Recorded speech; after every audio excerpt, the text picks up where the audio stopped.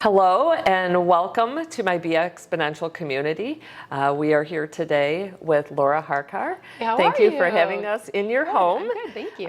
Laura is with the House of Color of DeKalb, and we're going to talk about the whole theme of looking good and feeling good. So, BExponential, when we think about our community, there's so many pieces to the puzzle, and at the end of the day, what we really are trying to do is help every one of us find our own methodology to our own success. And so our community is built with a lot of different content on a lot of topics, and this month I am so excited that our Look Good, Feel Good topic are bringing you in, and we're going to talk about that. So today we are going to do a style and color analysis, so I'm pretty excited about doing this. It's a little nervous. Oh, but I get that. Very normal. Right.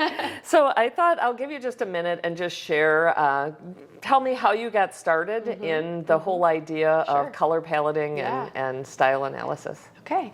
Well, as she said, this is House of Color DeKalb. I've been doing this 2.5 years, so not all that long, but have seen over 600 clients along the way, so it's pretty neat. Okay. A lot of people have come through these doors, a lot of different personalities, a lot of different styles and seasons, and everybody's loved it. So my background is in graphic design. That's what I went to school for, and that's what I worked in marketing and advertising for years, and was looking for something a little bit more flexible. I have 2 little ones, so wanting to be home with them, but also my love of fashion and clothes and just kind of making people feel good. This attracted me totally. And so I had my own colors done in Ames, Iowa with a good friend, and came home and was just couldn't stop talking about it, raving about it to my husband, and he's like, okay, you just either need to stop talking about it or do something about it. Yeah, so I was like, okay, I'm gonna do it. And that was probably the quickest, I'm not the best decision maker, so that was probably the quickest decision I've ever made in my life, and that's a big decision. Right. So I knew it had to be the right one, and I'm so glad I did it. It's probably been the best 2.5 years. So Laura, you just opened a little can of worms that you did. I didn't know about this, but one of the things when we talk about the living exponentially is the integration of your work life and your home life. Yes. And people talk about a work life and a home life, but the truth is we actually only have one life.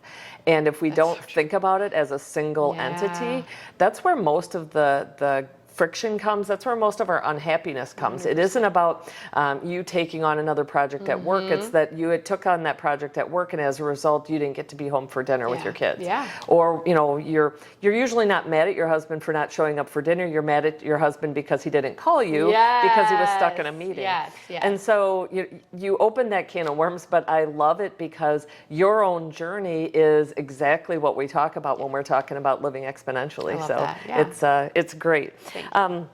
So I want to ask just a few questions. So when I was a kid, my mom sold Sarah Coventry jewelry. Shout out to Carol.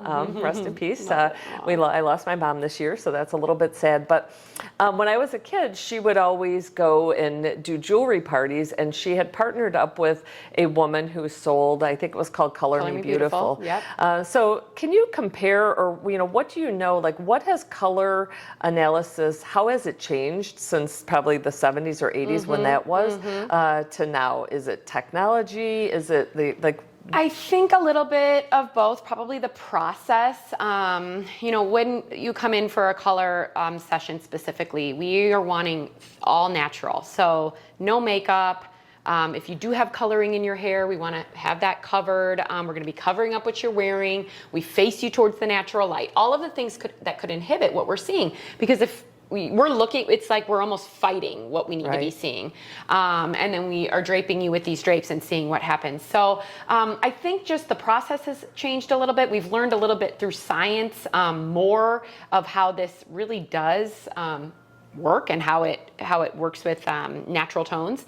And I think now just a little bit more I think education along the way too. Right, yeah. Right. So we've learned from where it started. It sounds like, and so when I think about our theme, one of the themes that I chose in the BExponential community was the whole idea of looking good and feeling good. And maybe that isn't politically correct in some ways, you know, why do we need to look good? Sure. I will stand firm to say that we as humans, we crave beauty, whether it's beauty in art, beauty around us, beauty in nature, and beauty in ourselves. And, you know, my beauty certainly comes from my personality and within, but I think that we like to exude beauty as well. 100%. 100%. We all want to get